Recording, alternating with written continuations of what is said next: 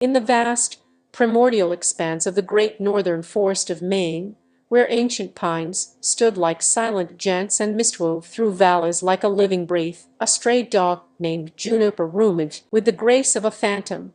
She was a mutt, her coat a rugged mousset of gray, brown, and black, scarred from a decade of survival, her amber eyes burning with a fierce, almost otherworldly intelligence. Abandoned as a pup by loggers who vanished when the timber trade collapsed, Juniper had become a myth in Willow Creek, a remote town of weathered clapboard homes, flickering streetlights, and souls steeped in superstition.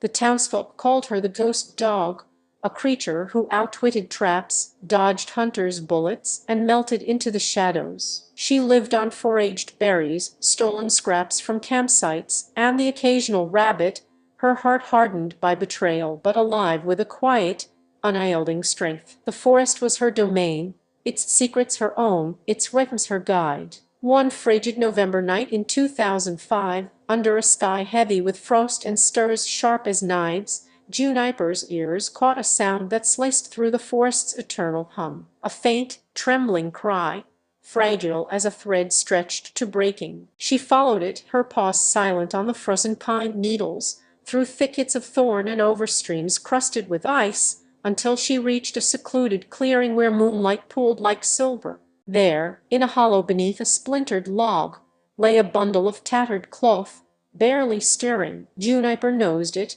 her breath clouding in the biting cold. The cloth fell away to reveal a newborn baby, her skin ghostly pale, her tiny fists clenched against the chill. The cry weakened, a desperate gasp fading into the dark. Juniper's instincts, buried deep, surged to life. She had never borne pups, but something primal, a force older than the forest itself, stirred within her. A need to protect, to nurture, to claim. She sniffed the air, finding no trace of another human, only the sharp, coppery tang of blood staining the blanket. Whoever had left the child was gone, their tracks erased by the forest's indifference, the only clue a faint trail of footprints vanishing into the undergrowth. Juniper curled her lean, scarred body around the baby, her warmth seeping into the infant's fragile frame. The crying softened, then stilled, replaced by shallow, steady breaths. She licked the baby's face,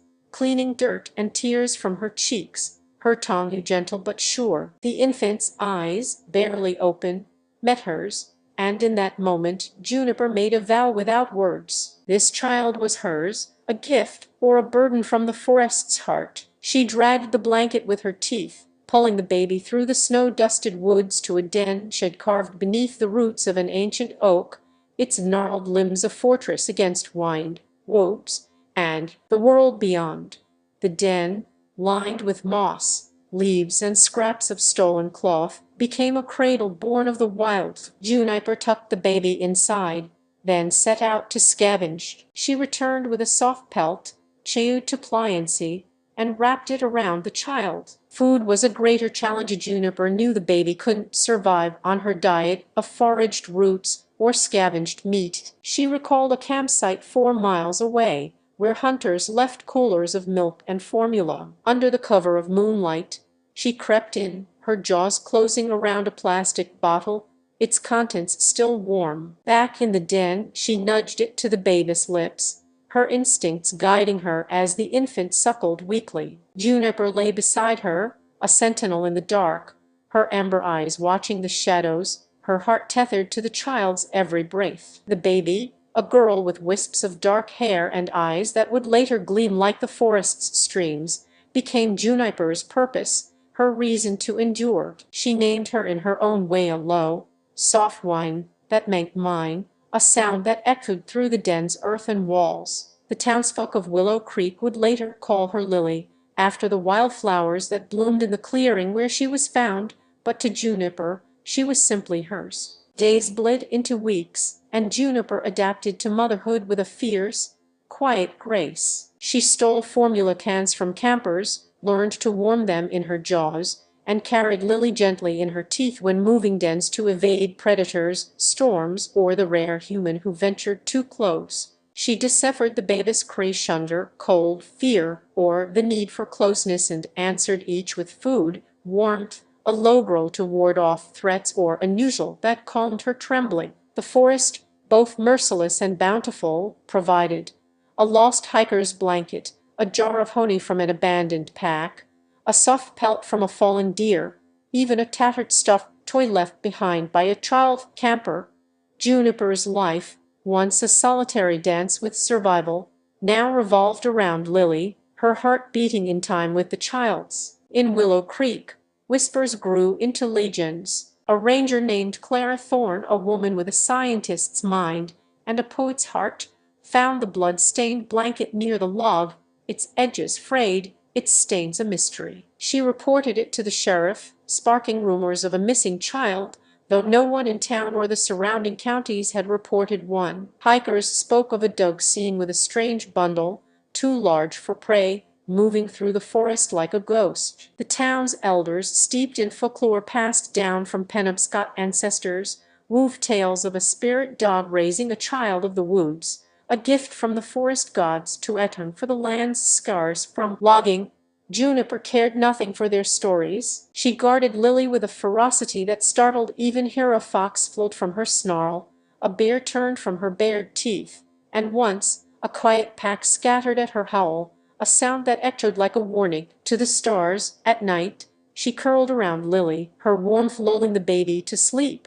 The forests hum the rustle of leaves, the distant hoot of owls their shared lullaby. Seasons turned, and Lily grew, her gurgles becoming babbles, her hands grasping Juniper's fur with purpose. By her first year, she crawled in the den, Juniper nudging her back when she strayed too far. By her second, she toddled on unsteady legs, chasing Juniper's tail in sun-dappled clearings, her laughter a melody that made the dog's ears twitch with joy. Lily's first word was a mimic of Juniper's whine, a sound that made the dog's tail thump against the earth. They played in the forest's secret place, hidden streams, mossy hollows, groves where wildflowers bloomed like stars. Juniper scavenged toys of soft cloth from a camper's bag, a smooth river stone Lily clutched like a treasure, a broken whistle that made her giggle when blown. Their bond was unspoken but ironclad, a pack of two against the world,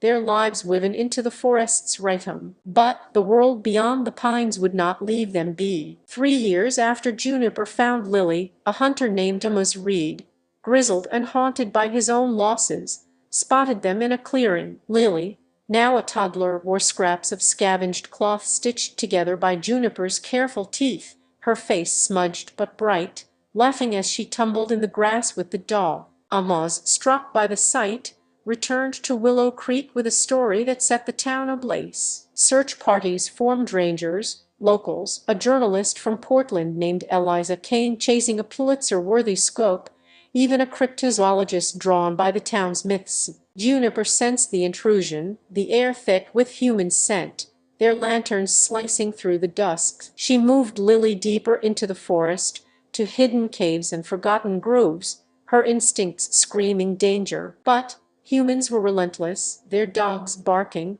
their boots trampling her trails. One evening, as the sky burned crimson, a net closed around Juniper, a tranquilizer dart piercing her flank. She collapsed, Lily's wail ringing in her ears as hands pulled them apart, the toddler's tiny fingers clutching at her fur until they were torn away. Juniper woke in a shelter cage in Willow Creek, her body heavy, her spirit shattered. Lily was taken to a hospital, her health a miracle to doctors who marveled at her strength. No records explained her origins, no missing child reports, no matches in any database. The blood-stained blanket, analyzed and reanalyzed, led nowhere, its secrets locked in the forest's silence. Named Lily by the nurses, she was placed with a foster family, the Harrisons, kind but overwhelmed, unable to understand her babbles that echoed Juniper's whine. Juniper, deemed too wild for adoption,